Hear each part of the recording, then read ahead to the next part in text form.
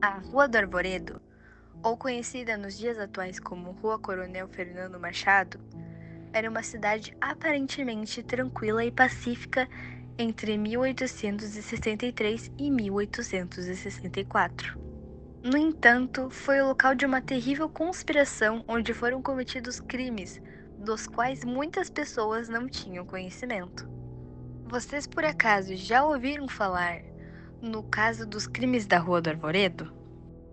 Um dos casos criminais mais peculiares e sinistros do Brasil está localizado na Rua do Arvoredo, entre as ruas históricas da cidade.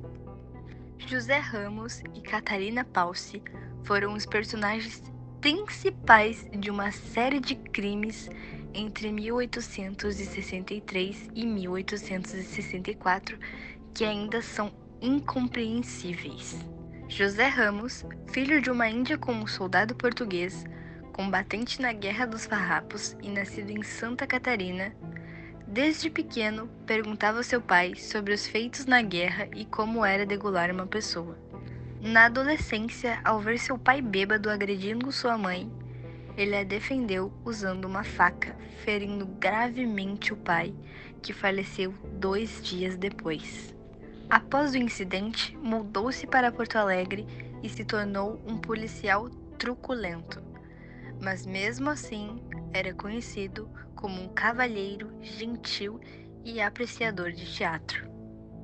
Desde sua fuga, o desejo de matar continuava. Em 1857, aos 20 anos e solitária, Catarina chegou à capital gaúcha. 5 anos mais tarde, começou a se relacionar com José Ramos e em 1863 passaram a morar juntos na então conhecida Rua do Arvoredo e posteriormente abriram uma taberna. A taberna de José e Catarina não era apenas um local de convívio social, mas também servia como fachada para suas atividades sombrias. A atmosfera acolhedora e a aparência amigável da taberna escondiam um horror indescritível. O casal utilizava seu estabelecimento para atrair vítimas e encobrir seus atos criminosos. O lugar era situado próximo a um cemitério localizado nos arredores da Catedral Metropolitana de Porto Alegre. Em 1863, juntos, José, Karl Klausner e Catarina começavam uma série de crimes. Frequentavam bons locais públicos e checavam com antecedência quais homens ali eram ricos e poderiam ser seduzidos por Catarina. A preferência era por estrangeiros, já que Catarina não falava português. Então, ela os levava ao casarão de Klausner. Klausner era o dono de um açougue na Rua da Ponte, perto da Igreja das Dores. Ele veio para o Brasil em 1859 e, por ser proprietário, tinha uma posição social melhor que a dos camponeses e artesãos, vivendo de rendimentos. Quando chegou a Porto Alegre, abriu seu açougue e começou a prosperar rapidamente porque trouxe um pouco de dinheiro. Após a missa, as mulheres ordenavam que seus escravos comprassem carne no açougue dele. Devido à falta de Klausner de viver sozinho e ambos falar alemão, eles conversavam diariamente no açougue. Afinal, Ramos se tornou ajudante de Klausner e aprendeu a carreira com ele.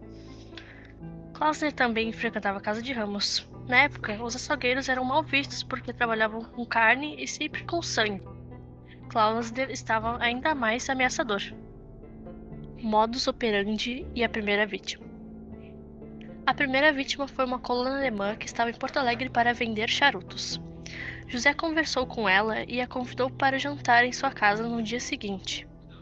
Depois, ele foi até o açougue e contou seu plano para sua esposa e seu amigo, que levaram 2 baús até sua casa.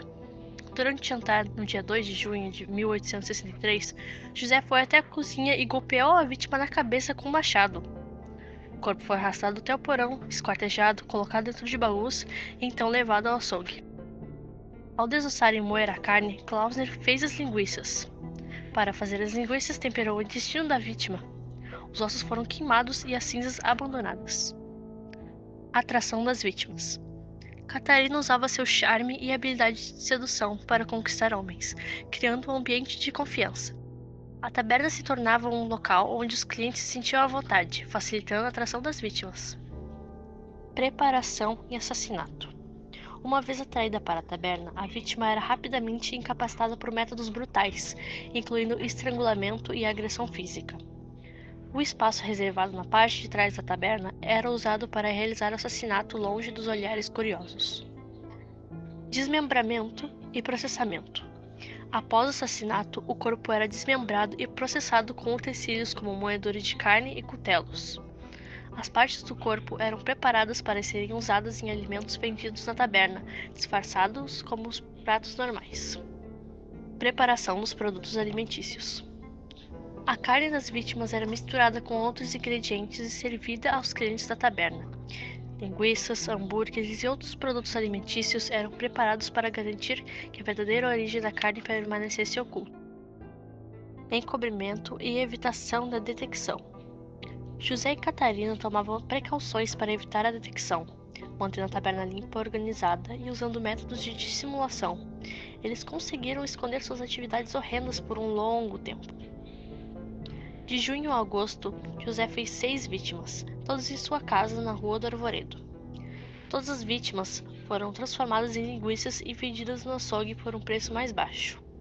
Em agosto de 1863, Klausner não queria mais participar dos crimes porque achava que logo todos iriam descobrir. Ele afirmou que não estava feliz em Porto Alegre e que pensava em mudar para o Uruguai. Como resultado, a amizade dos dois terminou e José começou a ameaçar Klausner se ele não voltasse a cometer os crimes com ele por medo de ser preso.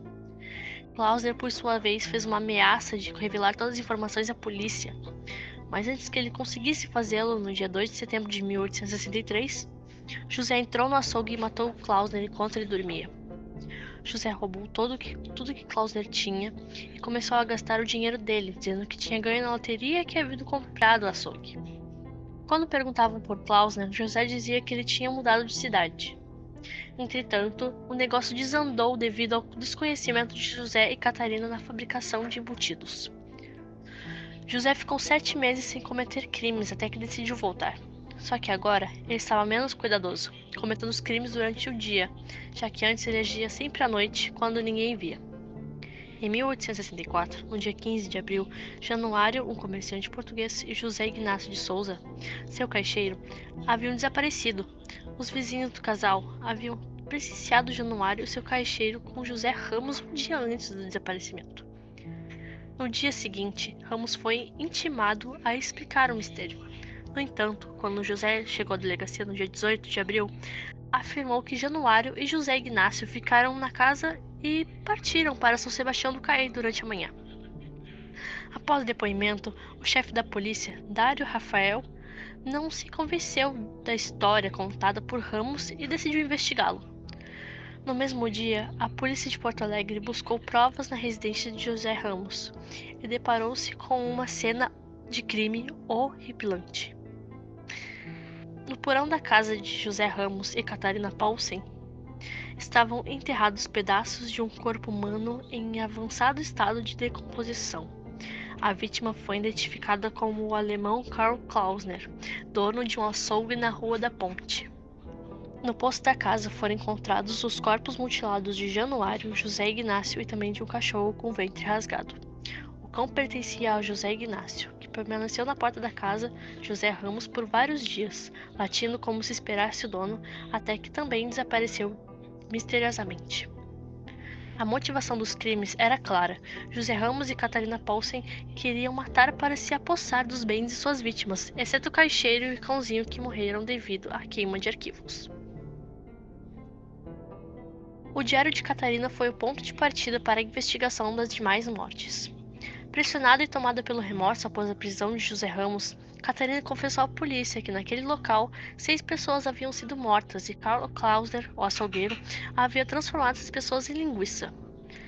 Catarina costumava atrair as vítimas no Beco da Ópera, onde agora fica a Rua Uruguai, segundo os autos. Ela levou as vítimas a um sobrado escondido atrás de uma antiga matriz por becos e ladeiras escuros. As vítimas foram mutiladas e descarnadas na casa do casal. Na Rua da Ponte, agora Rua Riachuelo, o açougue de Klausner transformava toda essa carne em linguiça e vendia para os clientes. De acordo com os documentos da época, a carne, além de muito bem aceita no comércio, era consumida majoritariamente pela alta burguesia de Porto Alegre. Consta que Klausner foi o mentor da fabricação de linguiça das vítimas de Ramos, afirmando que essa seria a melhor maneira de impedir que os assassinatos fossem descobertos, esquartejando os cadáveres e transformando-os em linguiça, enquanto os ossos eram dissolvidos em ácido ou incinerados no açougue. Eliminavam-se assim as evidências dos crimes. O doutor juiz de direito Dário Calado pronunciou a sentença. José Ramos foi condenado à pena de morte por enforcamento pelos seus crimes de latrocínio. Entretanto, a pena foi comutada para prisão perpétua com trabalho. Catarina foi acusada como cúmplice e recebeu pena de 13 anos e 4 meses de prisão com trabalho. Os condenados cumpriram as penas em um presídio próximo à Praça da Harmonia. Catarina acabou morrendo anos depois em um hospício e foi enterrada como indigente. Existem boatos de que o caso de José Ramos chamou a atenção mundial e que até mesmo Charles Darwin, o criador da teoria da evolução das espécies, foi informado sobre os crimes e escreveu sobre eles em Londres. Informa-se que, no extremo meridional do Brasil, em uma cidade chamada Porto Alegre, um grupo de perversos matou várias pessoas, usando sua carne para fazer linguiça, que não só comeram, como induziram os habitantes a comê-la. O temor de que a humanidade perca a moralidade é real, e casos como este nos mostram que há chacais adormecidos em cada homem. Os crimes cometidos na Rua do Arvoredo por José Ramos e Catarina Palce são um lembrete sombrio das profundezas da perversidade humana e a capacidade de enganar e manipular para fins cruéis. A história desses eventos não apenas revela a depravação de seus criadores, mas também serve de alerta para a necessidade de manter a moralidade e a justiça em nossa sociedade em constante vigília. Finalmente, a história dos crimes da Rua do Arvoredo nos lembra que, apesar das aparências de civilidade, temos a obrigação de ser vigilantes e responsáveis para garantir que tais horrores não se repitam.